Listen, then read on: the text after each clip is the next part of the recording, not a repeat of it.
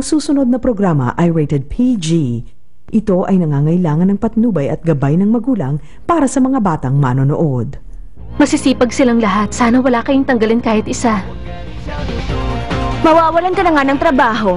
Gusto mo pa rin silang iligtas. Pero, hindi ako manghihinayang itapon ng mga bagay na walang kwenta. Karen Lim, nagdesisyon ka na?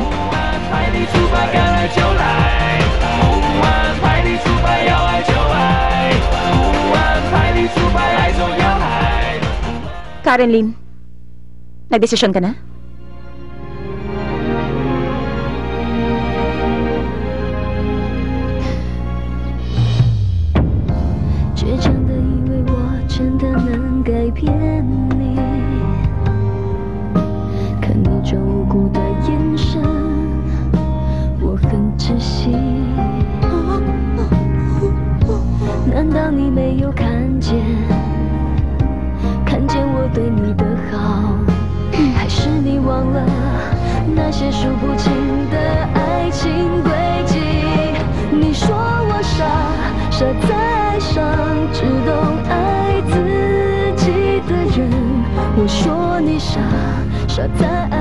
Maganda ang sapatos na to. Kung marunong kang gumamit at mag-alaga, mapapakinabangan mo pa ito na matagal na panahon.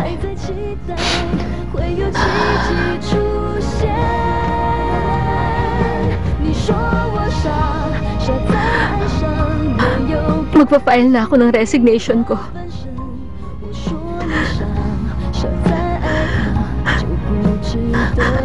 Pero sana maging maayos ang trato mo sa kanila.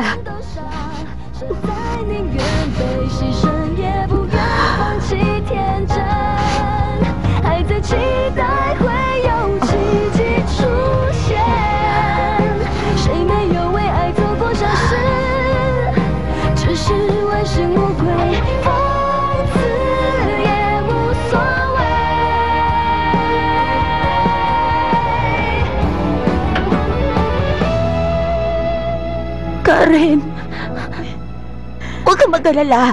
Sasamahan kita doon sa manager sa taas. Huwag na, Sheila. Okay lang ako. Ang dami mo nang naitulong sa akin. At saka, lagi naman akong bibisita. Salamat, ha? Salamat sa 4 years kong kasama kayo. Bakit umiiyak? Magkakaibigan naman tayong lahat dito. Wala yun. Oh, salamat.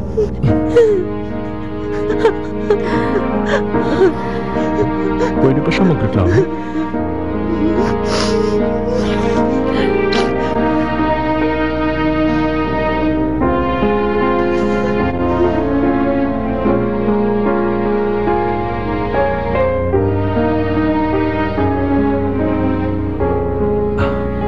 Sheila, nandyan ba si Karen?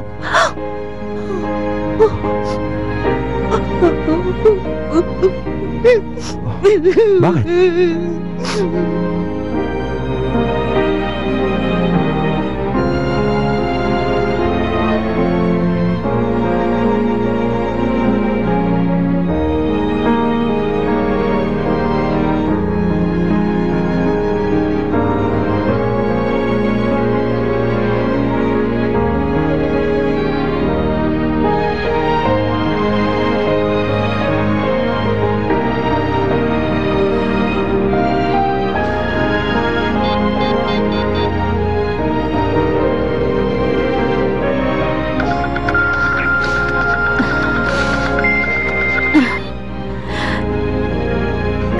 Hello?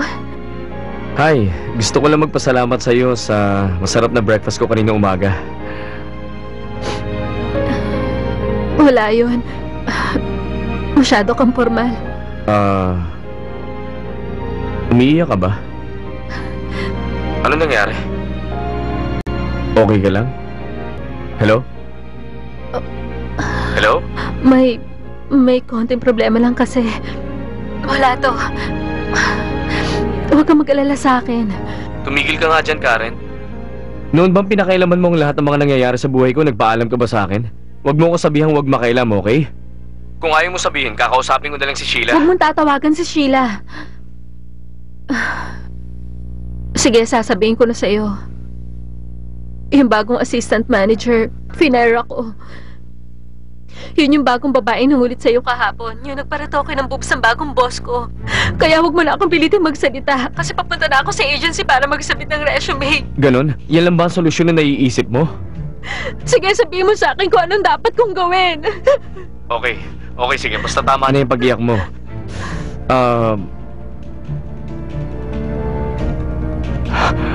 Ito, Karen, makinig ka. Sa mga oras at panahon na nalulungkot ako, pumupunta ako sa Lido Restaurant at kumakain ng dessert na para sa mga baboy ramo. Yun, tama. Napakasarap na dessert nun. Misteryoso ang dessert na yun. Nasisiguro kung once na matikman mo yun, bubuti agad ang pakiramdam mo. Baka sakaling masolve agad ang lahat ng problema mo. Pero wala naman ako alam na pig na dessert Ano ka ba? Basta magtiwala ka lang sa akin. Pumunta ka agad sa Lido Restaurant at maya-maya lang doon kita pupuntahan para sunduin, okay? Bye-bye.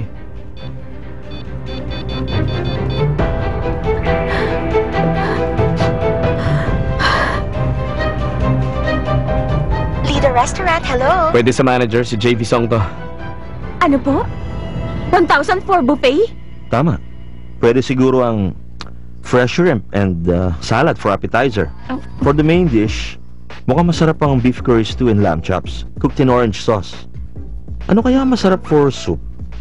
Kimchi herbal soup. Iniisip ko pa lang kung anong orderin. Natatakam na agad ako.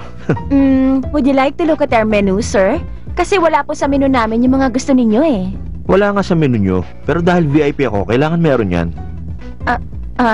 Iko-confirm ko lang po, sir. Miss Sheila? Ano po yun, ma'am? Halika. Opo. Sabi ni Mr. Shen, nakakain na daw siya dito ng fresh shrimp salad at curry beef stew at lamb chops. Paki-confirm nga yan, Miss Sheila. Ay, opo. Lahat ng yun ay nasa My Dear Dishes recipe book ni Miss Karen. Para sa mga customers na talagang kakaibang panlasa. Isang avant-garde menu reserved for VIP customers. Katulad niya, si Mr. Ren, VIP po siya. Sabi ko na, di ba? Para sa mga VIP. Palagi po siya rito. Talaga? Ganun ba? I'm so sorry, sir. Kapag wala kasi ako, naglalabas ng mga unpresentable, undelectable at daring dishes sa mga staff ko. Pero wala na yung gumawa nun, tinanggal ko na. Pero bakit ganon? Grabe, nung minsan, bumisita dito si Rain. Kumain ng kimchi soup. Kinabukasan bumalik yung manager niya at tinatanong yung recipe ni Miss Karen dahil nagustuhan daw ni Rain. Nagpa-picture pa kami. Ang gwapo ni Rain in person. Nasa cellphone ko nga eh. Gusto niyo makita ko, kunin ko. Hindi na, wag na. Magtrabaho ka na. Okay po, sige. Huwag ka na mag-abala.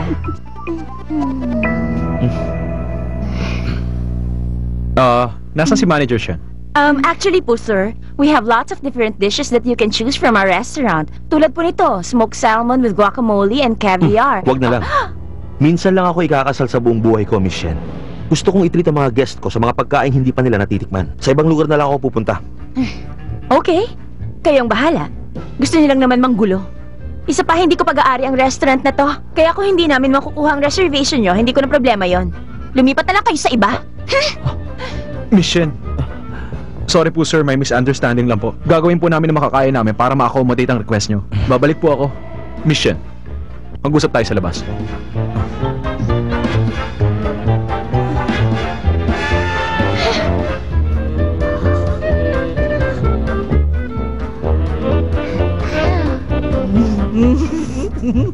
Yes!